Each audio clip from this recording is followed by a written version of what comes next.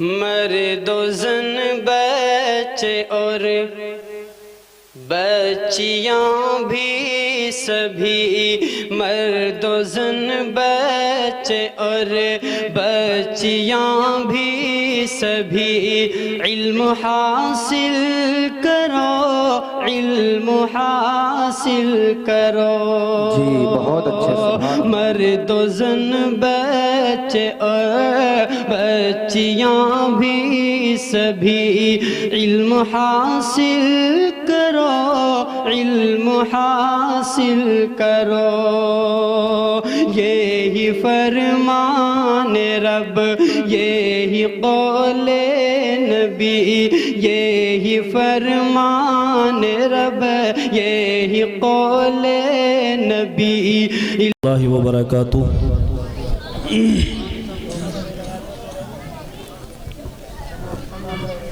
نحمده ونصلي على رسوله الكريم اما بعد۔ اعوذ باللہ من الشیطان الرجیم، بسم اللہ الرحمن الرحیم۔ ان الصلاة تنہی عن الفحشاء والمنکر، وقال النبی صلی اللہ علیہ وسلم، اعمالکم عمالکم، او کما قال علیہ الصلاۃ والسلام۔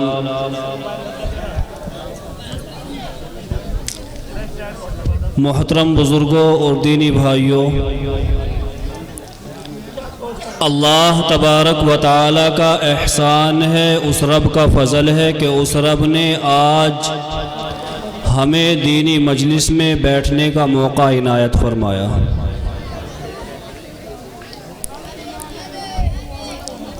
حاضرین مجلس، گزشتہ سال کی طرح یہ ہمارا جامعہ ازہر کا سالانہ جلسہ امسال بھی منعقد ہو رہا ہے۔ بڑی خوشی کی بات ہے اور اہل للیانہ کو تو فخر محسوس کرنا چاہیے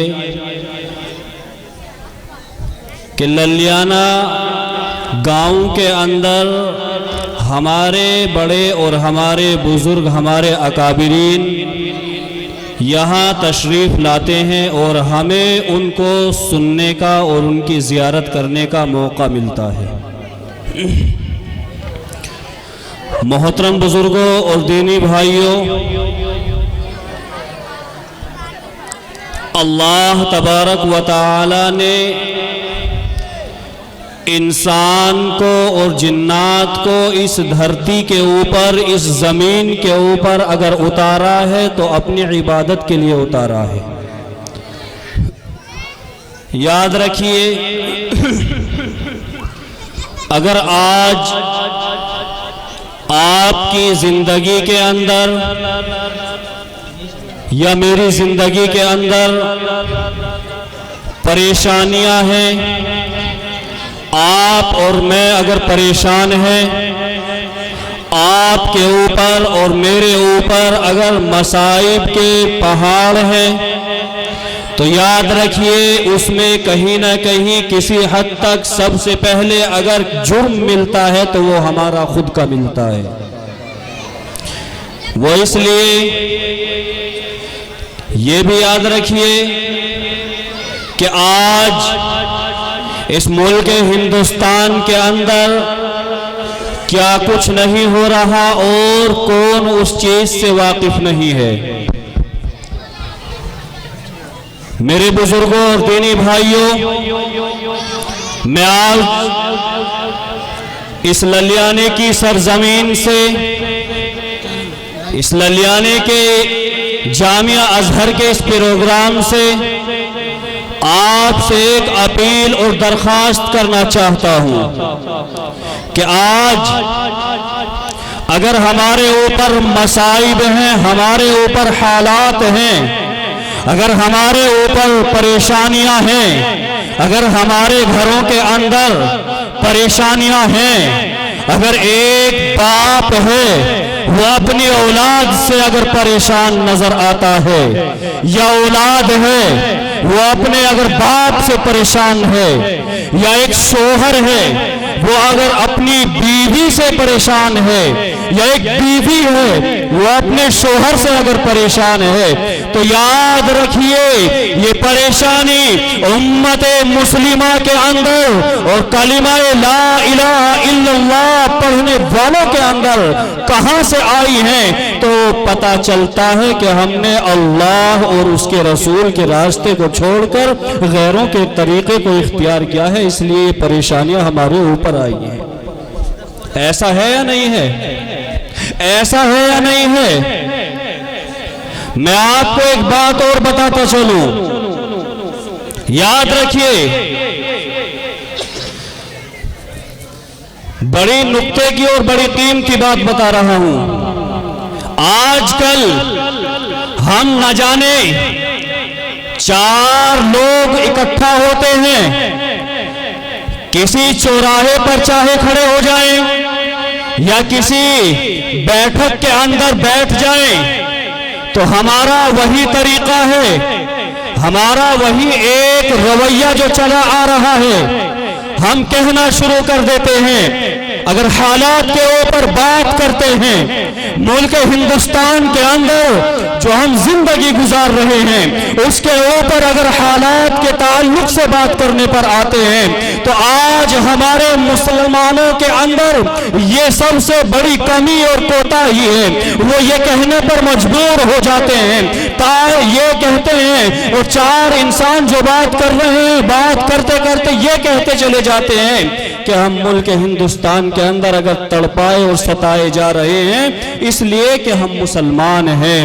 تو یاد رکھیے، آپ کا یہ کہنا کہ ہم مسلمان ہیں اس لیے ہمیں ستایا جا رہا ہے، ہم مسلمان ہیں اس لیے ہمیں تڑپایا جا رہا ہے، ہم مسلمان ہیں اس لیے ہماری مساجدوں کے اوپر نزلیں ہیں، ہم مسلمان ہیں اس لیے مدارسوں کو بلڈوزر سے دھوست کیا جا رہا ہے، یہ طریقہ اپنے اندر سے نکالیے۔ آپ نے اس سے ہٹ کر کبھی یہ سمجھنے کی کوشش کی کہ ہم سے اللہ اور اس کا رسول چاہتا کیا تھا اور ہم کس پلیٹ فارم پر آ گئے؟ اپنی اولاد کا ہمیں پتہ نہیں کہاں زندگی گزر رہی ہے، اپنے بچوں کا یہ معلوم نہیں کہ ہم نے ان کا داخلہ اگر اس گاؤں سے باہر کہیں کرایا، یہ پتہ تک نہیں کہ میرا بچہ اسکول پہنچ رہا ہے یا نہیں پہنچ رہا۔ یاد رکھیے، ہماری اپنی کوتاہیاں رہی ہیں، ہمارا اپنا بہت نقصان ہم نے خود کیا ہے، اور کیوں نہ کرتے آپ جو 4 لوگ بیٹھ کر کے یہ کہتے ہو کہ ہم مسلمان ہیں اس لیے ستایا جا رہا ہے، ہم مسلمان ہیں اس لیے تڑپایا جا رہا ہے۔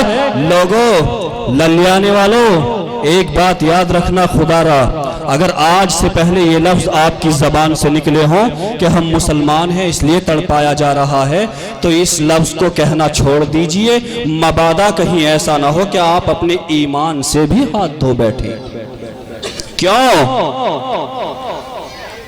یہ لفظ آپ نے کہہ دیا کہ ہم مسلمان ہیں اس لیے ستایا جا رہا ہے، کبھی جاننے کی کوشش کی اللہ کے نبی علیہ السلام کس انداز سے اپنی زندگی بسر کر کے چلے گئے؟ کبھی جاننے کی کوشش کی صحابہ کرام نے کس انداز کی زندگی گزاری؟ کبھی یہ پتہ کرنے کی کوشش کی کہ صحابہ کے بعد والے لوگوں نے، تابعین تبع تابعین، ہمارے علماء بزرگ کس طریقے کی زندگی گزار رہے ہیں؟ نہیں، بس کہہ دیا کہ ہم مسلمان ہیں اس لیے تڑپایا اور ستایا جا رہا ہے۔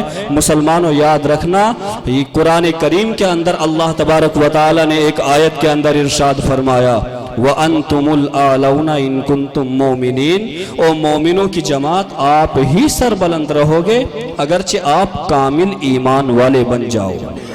سمجھ میں آ رہی ہے بات یا نہیں آ رہی؟ بات سمجھ میں آئی؟ اگرچہ آپ کامل ایمان والے تو بنو، اس دنیا کے اندر آپ ہی راج کرنے کے لیے آئے ہیں، آپ ہی اپنا سر بلند کرنے کے لیے آئے ہیں۔ یہ کس نے کہا کہ مسلمان क्या मुसलमान इस धरती के ऊपर अगर आया है वो तड़पने और सताने के लिए आया है? नाना, अरे अल्लाह के नबी अलैहि सलातु वस्सलाम ने आज से 1450 साल पहले कहा था, आमालुकुम मालुकुम, ओ मुसलमानों, जैसे तुम्हारे आमाल होंगे वैसे ही तुम्हारे सरों के ऊपर हाकिम मुसल्लत किए जाएंगे, जो अपने जुल्म और जबर के जरिए आपको परेशान करेंगे। समझने की कोशिश नहीं की, बस कह दिया कि मुसलमान है, तड़पाए जा रहे हैं। यार हम तो मुसलमान हैं, इसलिए हमारे मदरसे को गिराया जा रहा है। सांप अगर है, सांप का काम, जहरीले सांप का काम फन मारना है, उस फन से बचना किस अंदाज में है, ये तदबीर इख्तियार करनी पड़ेगी, ये तदबीर अपने अंदर लानी पड़ेगी। और मुसलमानों, अगर आज भी आपने होश के नाखून ना लिए तो याद रखिए बहुत वक्त हो चुका होगा। अरे किसी शायर ने कहा था, मुत्तहिद हो तो बदल डालो निजाम आलम, मुत्तहिद हो तो बदल डालो निजाम आलम, और मुंतशिर हो तो मरो, शोर मचाते क्यों हो? फिरकों में बट गए, अलग अलग हो गए। कोई एक प्लेटफॉर्म पर अगर बुलाने की कोशिश करे, समझने को तैयार नहीं, उसके अंदर ऐब निकालेंगे, उसके अंदर हम ऐब जोई करेंगे। याद रखो मुसलमानों, अगर आपको आज भी अपनी जिंदगी के अंदर अच्छी जिंदगी लानी है, अपने आप को अच्छा बनाना है, अपने आप को अगर आप चाहते हो कि जिंदगी के अंदर खुशियां आए, आप चाहते हो जिंदगी के अंदर आपके तब्दीली आए, तो सब काम छोड़ दीजिए, अल्लाह और उसके रसूल को राजी कर लीजिए। अल्लाह के सामने रात की तारीकी में हाथ उठा करके कहिए, रब्बा, जो माजी के अंदर, पुराने ज़माने के अंदर हुआ, अल्लाह उसकी माफ़ी चाहते हैं, और बकिया ज़िंदगी रब्बा अपने अहकाम और अपने रसूल के तरीक़े पर गुजारने वाला बना दे।